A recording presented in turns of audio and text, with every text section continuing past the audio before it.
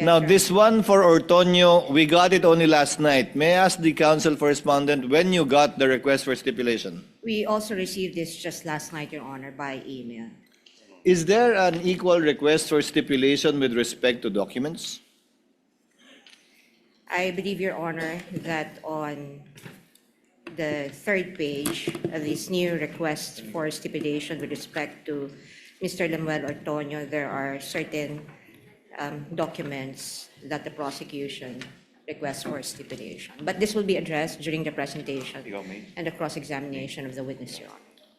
So can you already comment on the request for stipulation with respect to Ortono, Attorney Sheila? We can, Your Honor. We can only stipulate on items 1, 2, 3, 4, 5, 7. That's it, Your Honor. Your Honor. Hold on, Honorable Chua. In regard to the documents, Attorney Sheila, some of these, if not all, I haven't checked actually individually because this is a different list from the list of documents that I have that Ortono may identify based on our own study of the pretrial order and markings. How about the documents, Attorney That's Sheila? our concern, Your Honor. Since we only received this last night, and this is inconsistent also with the order of this court that any request for stipulation must be provided to other party at least 1 day before the hearing, Your Honor. And therefore, we would prefer to hear first the comment of the prosecution on this witness, and we will respond accordingly afterwards, Your Honor. And also, Your Honor, I will ask later on at the start of the presentation of the witness for another counsel to be acknowledged and recognized, Your Honor. At the appropriate time, Attorney Sheila. Yes, Your Honor. Yes, Honorable Chua. Can I now, Your Honor, turn over to the counsel for the prosecution, Attorney May Divina Gracia? I'm sorry, Honorable Chua. May Divina Gracia, Your Honor. Will be the one handling. Yes, sir. We're not yet there, counsel. I'm still at the point of trying to abbreviate the proceedings, at least with respect to the documents. And to give a shot at the counsel for respondents looking at the documents, how many are common documents or common exhibits? Because to the mind of the presiding officer, counsels, if it is a common exhibit, meaning marked by both parties separately, unless there is proof or allegation of fraud and or palpable mistake or absence of regularity, then it would have to be proven through the witness. However, absent that, the court can take it as already being authentic and its due execution having been established without need of proof through the identification of a witness. If there is that chance, the court is willing to give the parties a few minutes while the court is discussing its ruling with respect to the point raised by Attorney Sheila last August 12, which will take roughly about 20 to 25 minutes. Would that be enough time, Attorney Sheila, for you to go over the documents? Your Honor, we'll just need around 5 minutes. We're amenable to some stipulation under item number 25, except for item number 25, B and V. B and? Beta and Victory, Your Honor, because these are not common exhibits. But with the rest of the items under number 25, we probably will just be needing 5 minutes to see the prosecution's documents and return to this court with a response to the request for stipulation. 5 minutes? If it's 5 minutes, the court will defer its ruling on your August 12 manifestation and just simply give you 5 minutes before we call Ortono. 5 minutes? Thank you, Your Honor. Okay, 5 minutes. Court declares a brief recess in order for the parties to be able to stipulate on the documents they will be presenting to the witness Ortono to save on the court's time. Trial is in recess. May we hear from the counsel for the respondent with respect to the proposed stipulations on item number 25 in regard to the documents? We can stipulate an item number 25, Your Honor, and on the documents listed under that paragraph from A to V, Your Honor. From Alpha to Victory. Yes, Your Honor, subject to comment on the eventual offer. Thank you very much, Counsel. Thank you for helping the court in abbreviating the proceedings. Now, Honorable Chua, who again will be the one to present the witness, Ortono? The counsel for the prosecution, Attorney May Divina Gracia. Attorney May Divina Gracia. You are recognized, ma'am. Your Honor, Yes, Attorney Sheila? May On the I- part of the respondents? may I also ask that Attorney Christine Ferrer be recognized as counsel for the defense today, Your Honor, for this witness. Attorney Ferrer is recognized. Thank you, Your Honor. Good morning, So it'll Your be- Honors. Is it correct to address you, Attorney May? Yes, Your Honor. So it'll be Attorney May and Attorney Christine. Yes, Your Honor. Call your witness, Attorney May. Your Honor, we would like to call to the witness stand our sixth witness in the person of Mr. Lemuel G. Ortono. The clerk of court is directed through the OSA to kindly situate Mr. Ortono at the witness stand.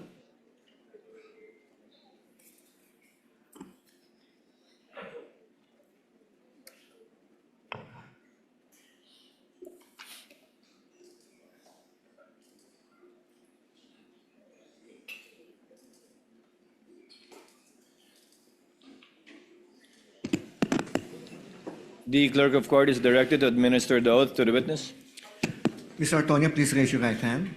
You, Lemuel G. Ortono, do swear that the evidence you shall give in the case now pending between the Philippines and Vice President Sara Zimmerman Duterte shall be the truth, the whole truth, and nothing but the truth. So help you God. Kindly place on the record, because it was inaudible, that the witness responded in the affirmative by saying yes.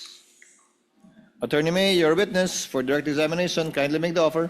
Yes, Your Honor, but before we proceed to our offer, Your Honor, we would like to just read for the record the matters that were already stipulated on, Your Honor, for avoidance of doubt. You may do so, counsel. You may proceed.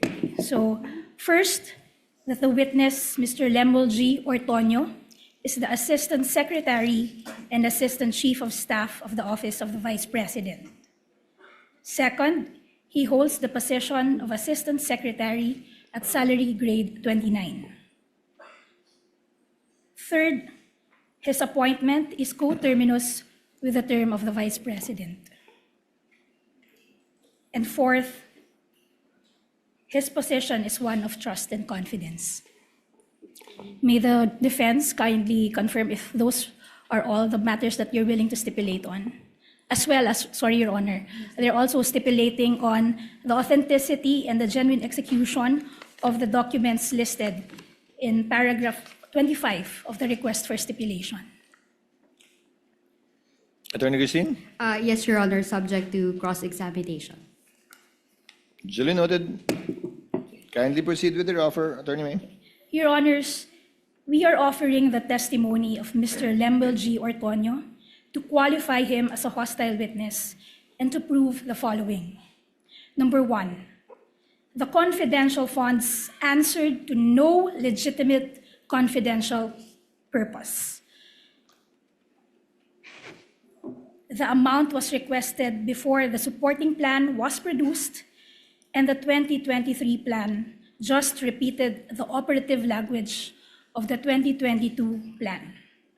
Nauna ang 250 million, sumunod ang plano matapos itong hingin ng DBM. Hindi plano ang nagtakda ng halaga.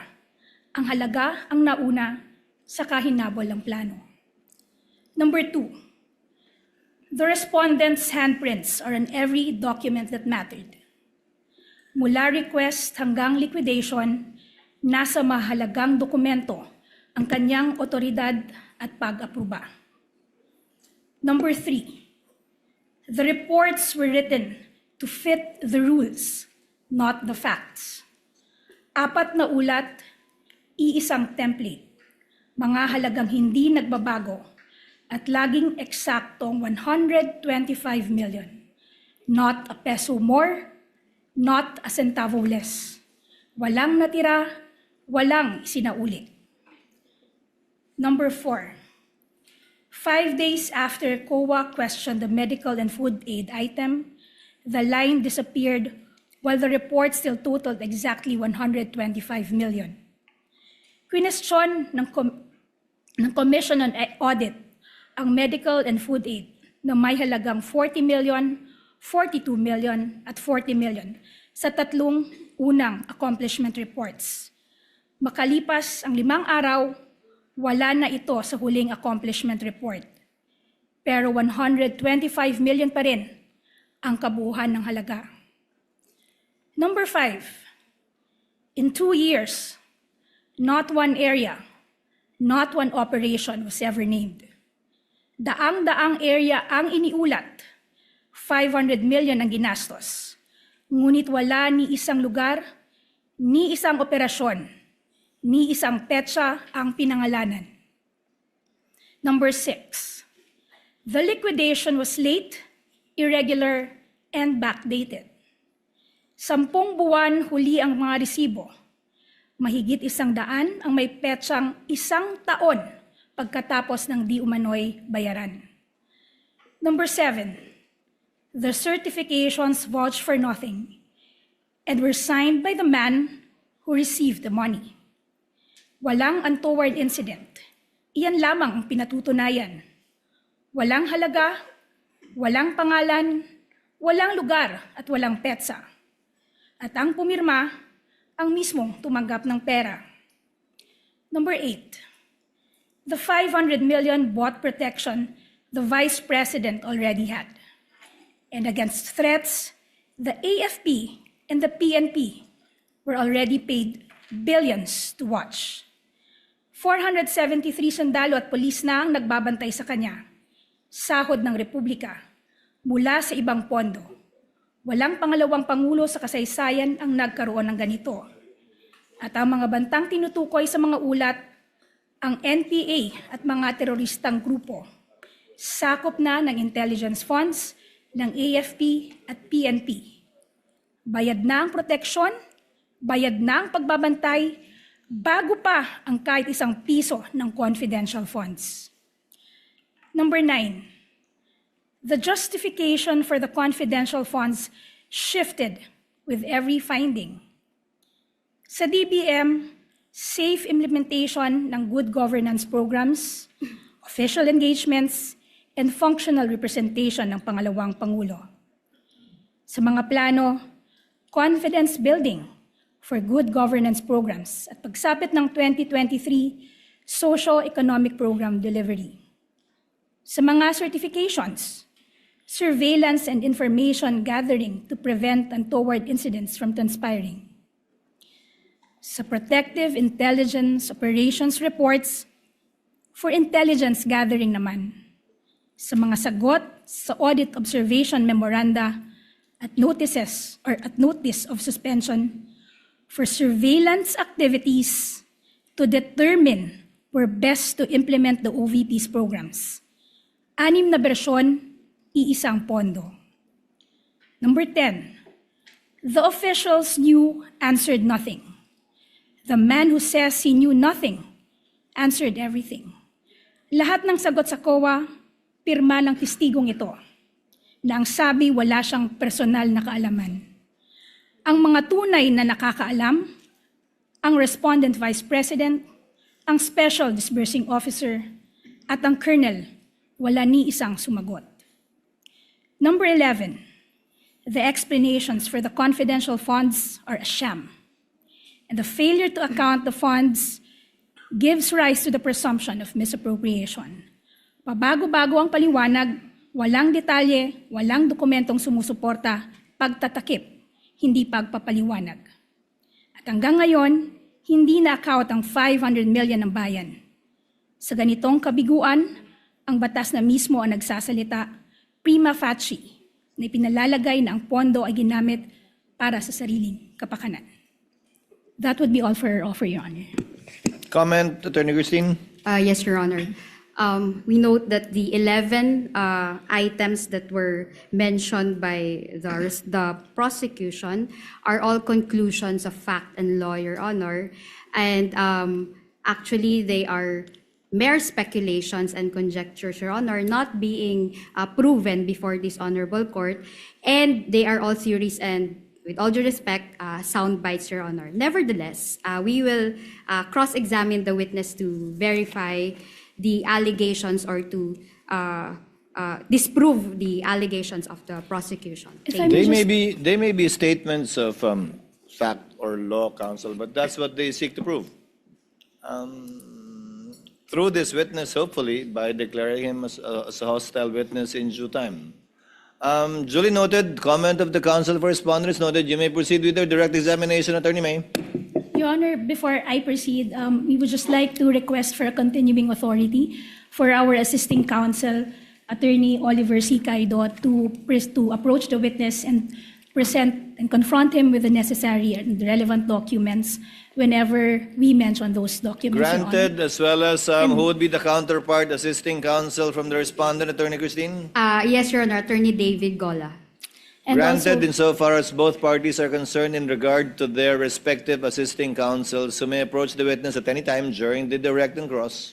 and also, Your Honor, we request a similar continuing authority for us to flash on the screen the relevant documents when mentioned for the appreciation of this honorable court and of everyone, Your Honor. Granted likewise, including a similar grant rather with counsel for respondent should she desire to do so as well during her cross. Thank you, Your Honor. You Good may morning. proceed, counsel, when you're ready. Yes, Your Honor. Good morning, Mr. Ortono. Good morning, ma'am. I'm Buntag. Good morning. Okay. Mr. Ortono, naiintindihan ko po na ikaw ngayon ay nagsisilbing Assistant Secretary and Assistant Chief of Staff sa Office of the Vice President. Tama po ba? That's correct po. Kailan naman po kayo nagsimulang manungkulan bilang Assistant Secretary and Assistant Chief of Staff sa Office of the Vice President? I started working as the Assistant Secretary and Assistant Chief of Staff last July 2022. Okay. Now, Mr. Ortono, at whose pleasure do you serve those positions? I report directly to the Vice President, Sara Z. Duterte. Okay. And prior to becoming Assistant Secretary and Assistant Chief of Staff, saan naman po kayo nagtatrabaho kung meron man? I used to work with the City Government of Davao as the head of the Human Resource Management Office. Noong time po na yon na nagsilbi kayo ng head ng Human Resource Management, sino naman po ang mayor ng panahon iyon? The mayor at the time is the Vice President, Sara Z. Duterte. And when did you serve as such? As head of the Human Resource Department of the City Government of Davao City? I started working as the head of the Human Resource Management Office in 2018, starting 2018. And kanino naman po kayo nagre-report nung nanunungkulan kayo bilang head of the Human Resource Department? As the head of the Human Resource, as the department head, I report directly to the mayor and as well have reportorial duties to the city administrator. Okay. And prior to that, Mr. Ortono, ano naman po ang inyong naging katungkulan kung meron man sa City Government of Davao City? Prior to being the human resource head, I also headed the Davao City Investment Promotion Center. That's from 2016 all the way to 2018 as well. And then in 2010 to 2013, I served as the Chief of Staff of the Office of the Mayor. And 2008 until 2010, I served as the Chief of Staff under the Office of the Vice Mayor. Isa-isahin po natin. Nung nanungkulan ho kayo bilang head ng Davao City Investment and Promotion Center, sino naman po ang nanunungkulan bilang mayor ng Davao City at that time? The mayor at the time is Vice President Sara Duterte. Okay. Dung time naman po na nanungkulan kayo bilang Chief of Staff, sino naman po ang nanunungkulan bilang mayor at the time? It's the Vice President Sara Z. Duterte. At huli, nung nanungkulan ho kayo noong 2008 onwards, sino naman po ang nanunungkulan? Or sino naman po ang nanunungkulang bilang Vice Mayor at that time? The Vice Mayor at the time is Vice President Sara Duterte. Now, prior to 2008, saan ho kayo nanunungkulan o nagtatrabaho kung meron man? Prior to 2008, I worked with a government-owned and controlled corporation, and I also worked at a local chamber of commerce. Maaari niyo pong banggitin sa korte na ito kung saan po iyon, yung mga kumpanyang iyon. My first working experience was with the Pag-ibig Fund. That was 4 years, and then I worked around about 4 to 6 months with the Davao City Chamber of Commerce. Thank you. Mr. Ortono, in October 2024, ano naman po ang mga compulsory processes, if any, na natanggap ninyo mula sa House Committee on Good Government and Public Accountability? I was invited to appear before the committee hearings for the Committee on Good Governance. At sa ano-anong petsa naman po kayo inimbitahang mag-appear? As to the exact dates po, ma'am, I cannot remember anymore the exact dates. However, there were several invitations that were extended to me. Okay, several invitations or several hearings. Yes, that's Correct. correct. Ano naman po ang naging tugon ninyo dun sa mga iba't ibang imbitasyon na yun? One of the reasons there was that it's a mere invitation. I'm sorry, Mr. Ortono, I have to cut you. Please just be responsive so as not to waste this honorable court's time. The question is merely, what was your response to those invitations for you to appear? You mentioned several. What was your response? The response was, I will not attend the hearings. Okay, so that was your response. What, if any, judicial remedy did you seek against those invitations? So, Did you ask for injunctive relief against the compulsion or the invitation for you to attend the hearings mentioned in those invitations? the reason, ma'am, was that it's a mere No, invitation. Again, Mr. Ortono, I'm sorry, I don't want to be difficult, but again, let me just remind you to please be just responsive to the question. The question is simply, what judicial relief, if any, did you apply for in response to those invitations? If I can remember, ma'am, none, ma'am. Okay. And what was the subject matter of those hearings where you were invited, if you know? It's regarding the confidential funds.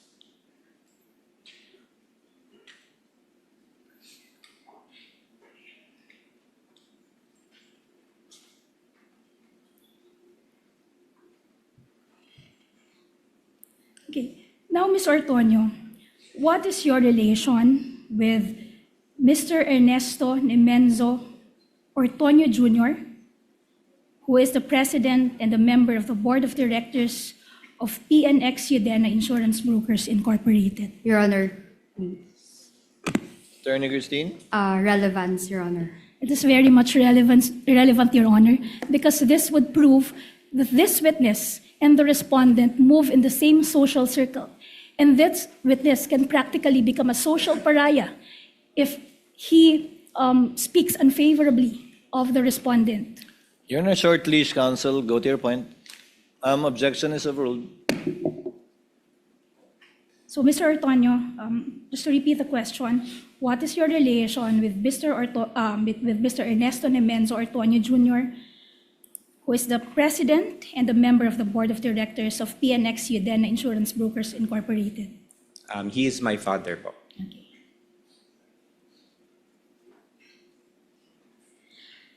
At ano naman po ang relasyon ng PNX Udena Insurance Brokers Corporation sa Udena Management and Resources Corporation, which forms part of the Udena Group founded and controlled by Mr. Dennis A. Your Honor, please. Yes, Attorney Garcia. Again, relevance, Your Honor, to the confidential funds. And she's on short leave. Your Attorney Honor, May, Attorney if May, I may just is this quickly part respond. of trying to qualify Mr. Ortono as a hostile witness? Yes, Your Honor, this will establish that this witness has an adverse interest, Your Honor, in this case. With your indulgence, as well as with the permission of counsels for the parties, I think it has been established that Mr. Ortono serves at the pleasure of the Vice President, has been working for her for quite some time, and is serving up to now. Correct me if I'm wrong, Mr. Ortono. That's with the correct, Vice President. Your Honor. And that if the Vice President is impeached and therefore removed from office, pati kayo matatanggal po, di ba? Dahil coterminous kayo. That's correct, Your Honor. And that as far as we know, until today, you are still working with the Office of the Vice President and serving under that capacity, coterminous. Yes, that's correct, Your Honor. To abbreviate the proceedings, the court declares Mr. Ortono as a hostile witness based on his adverse interest vis-a-vis the respondent and the prosecution, and that therefore counsel Attorney May can ask leading questions, but again, pursuant to the rules, may not ask misleading questions. You may proceed, ma'am, accordingly. Thank you, Your Honor. Mr. Ortono, I am showing you a video footage of the hearing of the CGGPA on November 25, 2024. May I request, Your Honor, our assisting counsel who is stationed at the technical booth to play the said video footage.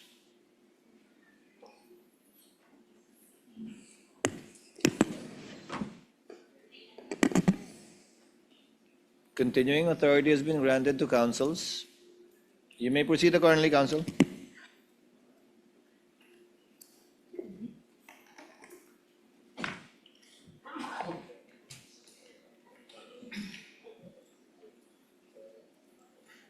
Office of the Vice President.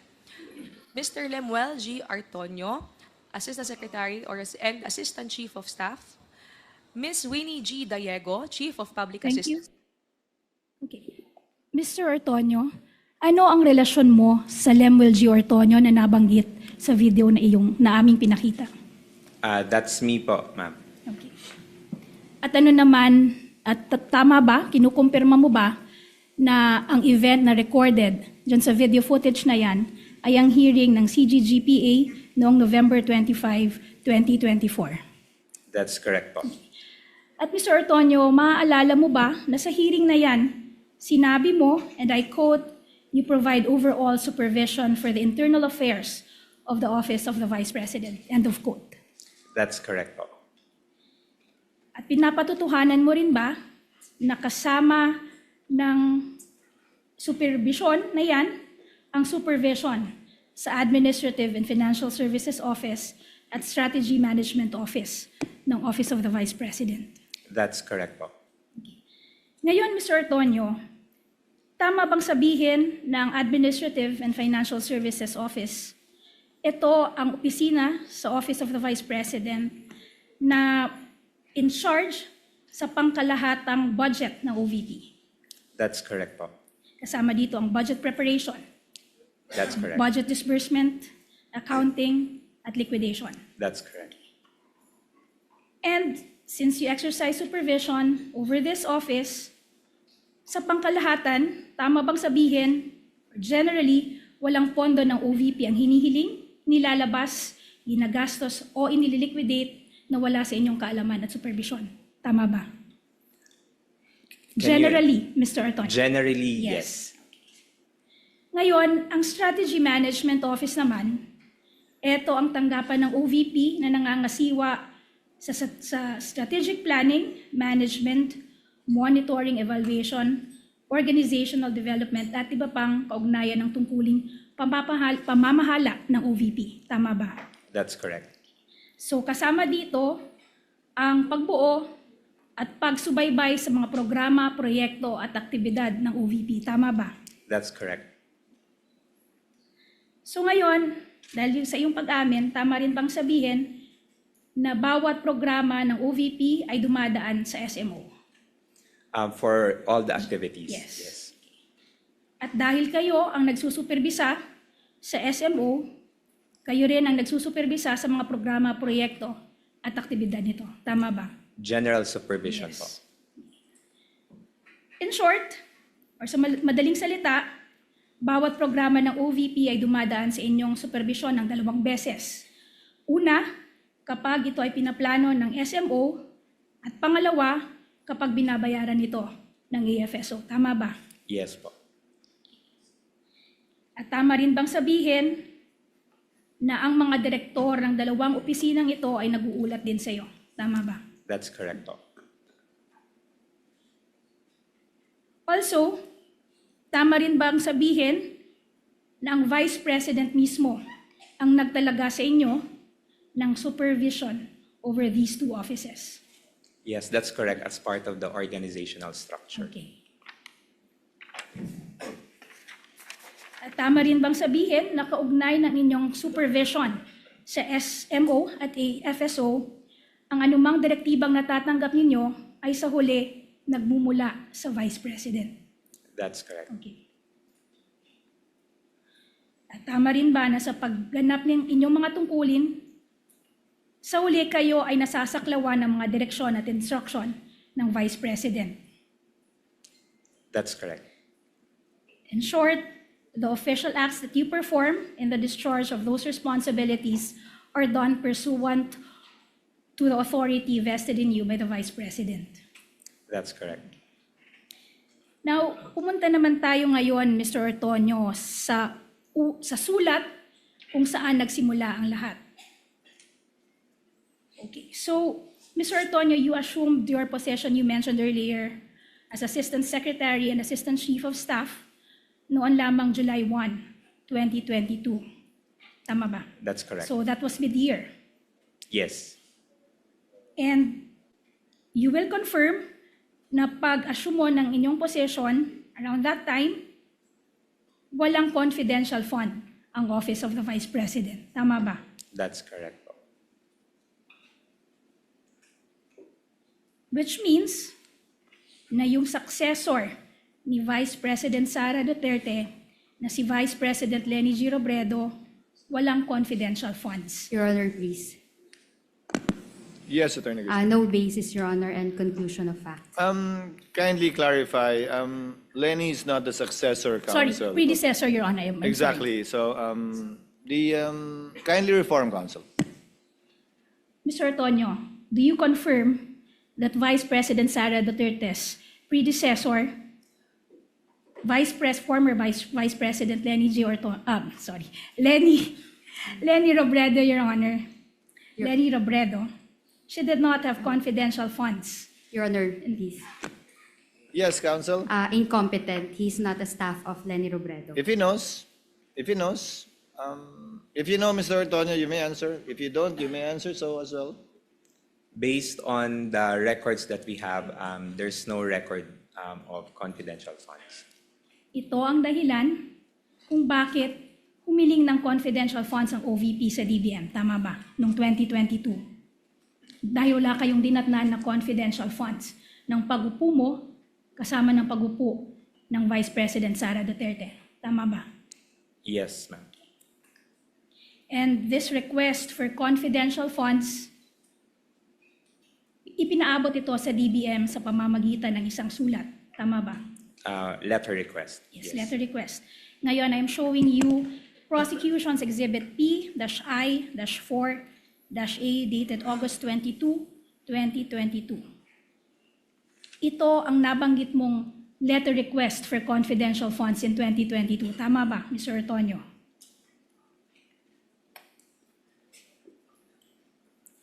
Yes, correct.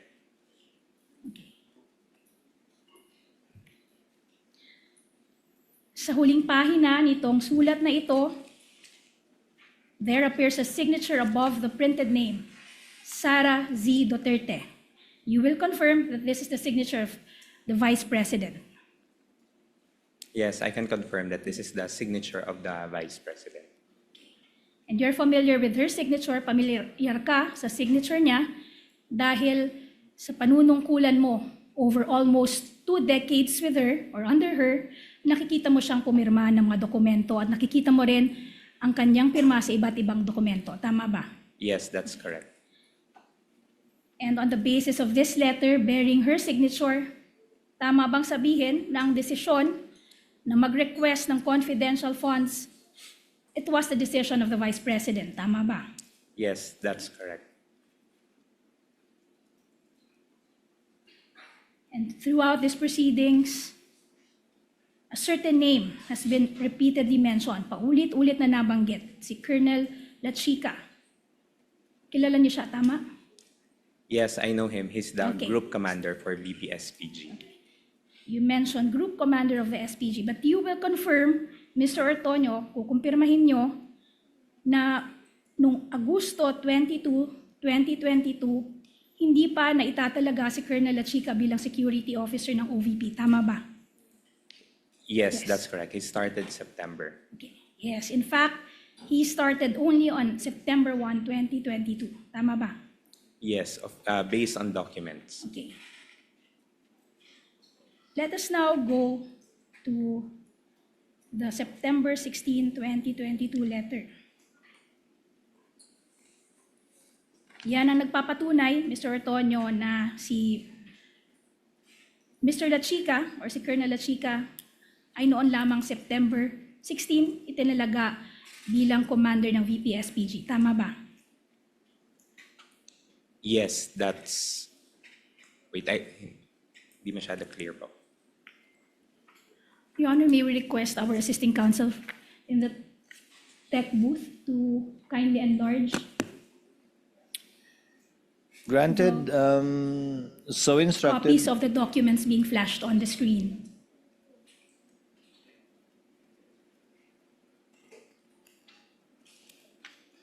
Sir, what's the question again, ma'am? Etong sa letter na ito, pinapatotohanan nito na si Colonel La Chica ay inappoint lamang o itinalaga lamang bilang commander ng VP-SPG noon lamang September 16, 2022. Tama ba? Yes, Ma'am, I think the memorandum is the designation of Colonel La Chica Sorry, security as officer. security Yes, officer. security officer. As security officer, based on the document. Yes. Now, balik tayo dun sa letter dated August 22, 2022. Dito sa letter na to, you will confirm that the OVP requested 4 items. 1, augmentation of financial assistance and subsidy. 2, augmentation of special duty allowance. 3, additional 192 co-terminus and contractual positions. And 4, confidential funds. Tama ba? Correct, for the 4 items. And you will also confirm that at the time this document was sent to the DBM, nung ihinihanda ang liham na ito at pinadala sa DBM, na iplano na ng OVP ang mga aktibidad nito para sa nalalabing bahagi ng 2022. Tama ba? That's correct. That's correct. Sa katunayan, para sa unang 3 kahilingan, nakapagbigay na ang OVP ng basihan ng mga hiling na halaga. Nakalagay dito ang computation kung paano nakuha ang halagang hinihiling. Tama ba? That's correct. That is for the first 3 requests, the augmentation of financial assistance and subsidy, augmentation of special duty allowance, and additional 192 co-terminus and contractual positions. And dahil rin, na-plot out niya na yung mga activities, programs, and plans ng OVP ng time na yan, nakapaglakip na rin kayo ng supporting documents for the first 3 requests. Tama ba? Yes, that's Pati correct. yung projections, mga relevant projections for these 3 requests. That's correct. But, Mr. Ortono, kinukumpirma mo rin na for the OVP's request for confidential funds, in this letter, walang computation na binigay. Tama ba? There For there that, was, let's limit the answer to the letter. In that letter, no computation was provided. Tama ba? that's correct. No There was combination. also no projection provided in the same letter. Tama ba? Yes, that's correct. And also, there was no physical and financial plan attached to the letter. For this letter request, Yes, none. none. In fact, there was no attachment supporting the OVP's request for confidential funds. Correct? There were no attachments, ma'am. Yes, there were no attachments in support of your request for confidential funds. Tama? Okay.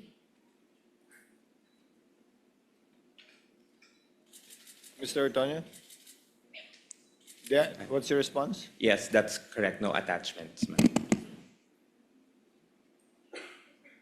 And tama rin bang sabihin na ultimately, ang nag-decide kung magkano ang hihilingin na confidential funds from the DBM ay si Vice President Sara Duterte. Tama ba? Yes, the determination Yes. for the amount Thank you, is Mr. Ortono. in the discretion of the Vice President. Yes, thank you.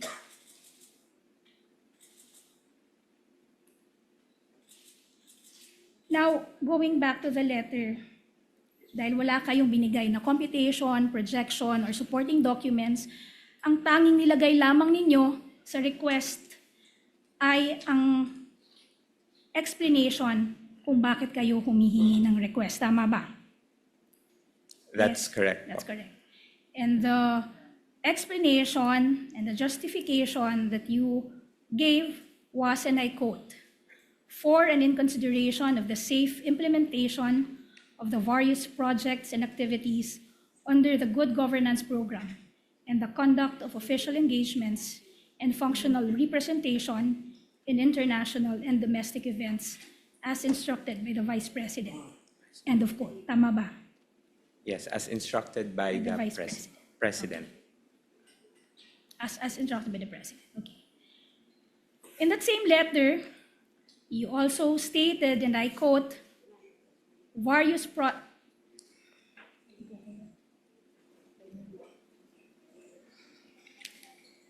you committed to formulate programs, projects, and activities relevant to national security and peace and order, and is devoted to implement said PPAs with proper security and safety protocols for the benefit of the institution through the OVP satellite offices, its partner stakeholders, and the general public, end of quote.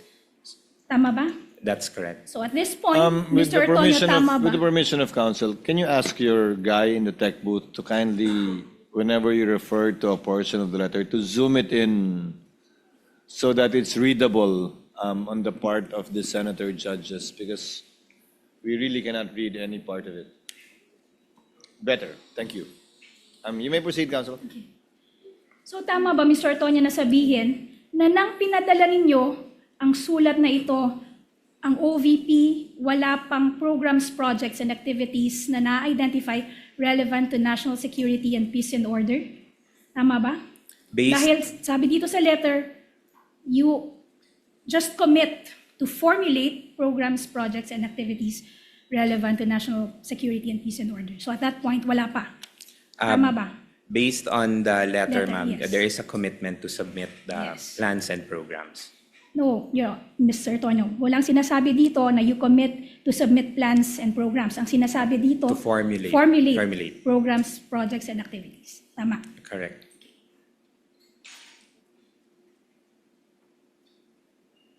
And this is despite the fact na kanina inamin mo na nung pinadala nyo yung letter na to, more or less, na-identify nyo na yung mga plans, projects, and activities of the OVP for the remainder of 2022. Tama ba? For Yes. the Yes. for the plans and Please programs. just answer the question. Your Honor, please. The witness is answering the question. Yes, Your Honor, the council, if I let may, the Your witness answer. He was in the process of answering it. Let's see if it is responsive or not. It can be stricken off if it's not. In Yes, the Mr. Ortono. Thank you, Your Honor. In the context of the plans and programs of the office, there has already been plans already at the beginning of the term of the Vice President in July of 2022. That's why we were able to implement already several programs and projects that we will be implementing for the rest of the year and for the rest of the term. So just to clarify, with respect to those plans, programs, and activities relating to national security and peace and order, eto yung ifo-formulate nyo pa lang when you sent out this letter, because that is what stated in the letter. Tama ba? That's correct. That's correct. And you will also confirm na wala nang ibang letter request for confidential funds in August 2022? None. And dahil wala pang plans and fiscal and financial plan na nakalakip dun sa letter nyo ng August 22, 2022, sumulat sa OVP ang DBM requesting your office to submit this fiscal and financial plan in support of your request for confidential funds. Tama ba? Yes, that's correct. And the Vice President instructed you, inutusan ka o inatasan ka ng Vice President na sumagot sa letter na ito ng DBM dated September 15, 2022. I'm referring to Prosecution's Exhibit P-I-4-B.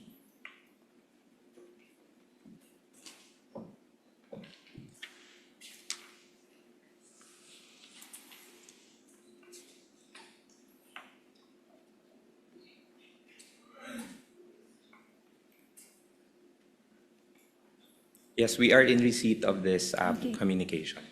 At ikaw ang inatasan ng Vice President na sumagot sa letter na yan. Tama ba? As part of my duties as the Assistant Chief of Staff, I regularly respond to communication addressed to the office. Okay. But the Vice President knew very well that it was you who was responding to that letter of the DBM, correct? Yes, because as Okay. part of my Yes. duties. po.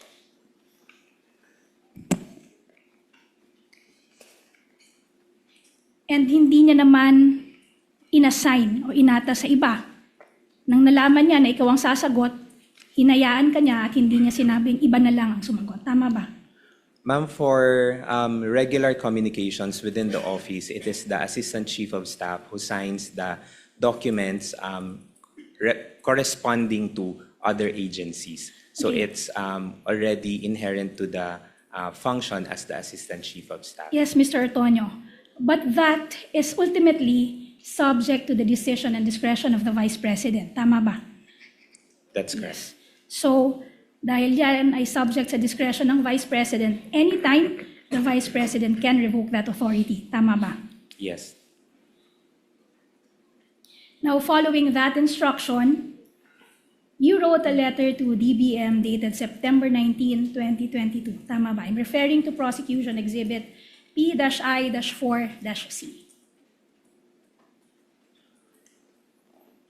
While you're showing the witness, Attorney May, the August 22, 2022 letter, what's the exhibit marking of that document, if any? For the record. Sorry, Your Honor. P-I-4-A. P-I-4-A. Thank you. Witness may answer pertaining to the September 19, 2022 letter, if you're aware of it. Yes, I signed this transmittal letter to the DBM. And in that letter, tinukoy ninyo ang Joint Circular 2015-01. Tama ba? Yes. So you must be familiar with that Joint Circular. Tama ba? I'm familiar Yes. to a certain extent. To a certain extent. At tiyak binasa at naunawaan nyo rin ito. Tama ba? Yes. Yes. Because, Mr. Ortono, you're an intelligent witness. You graduated with a bachelor's degree in arts in Ateneo de Davao University. Tama ba? Communication arts. Communication arts. You also have a master's in development program from the University of the Philippines. Yes, development communication. Development communication. And another master's of arts in psychology, is that correct? From Yes. Southville International School and Colleges. That's correct. And a diploma course from the Ateneo de Manila Center for Organization, Research and Development. That's correct. In fact, you worked as a professor, nagturo ka sa Ateneo de Davao University. Tama ba? Yes, for 1 semester only.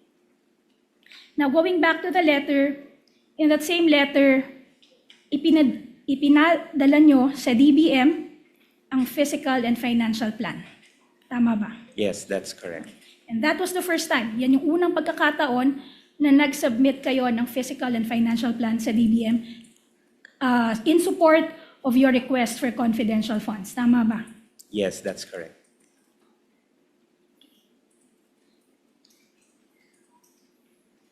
And also, of course, bago nyo isinubmit ang kopya ng physical and financial plan na yan, I'm sure, tiningnan at binasa nyo at inintindi nyo yung physical and financial plan. Tama ba?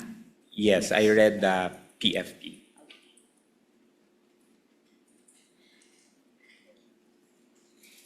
Your Honor, we would like to confront the witness with a physical and financial plan dated,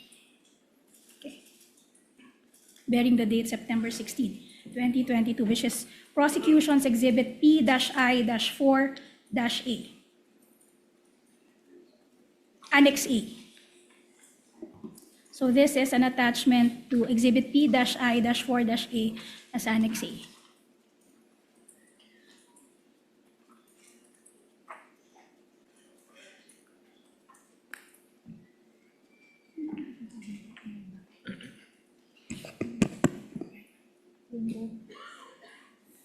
Okay, Mr. Ortono, dito sa box na may nakasulat, prepared by, may kasama ring petsa, September 16, 2022.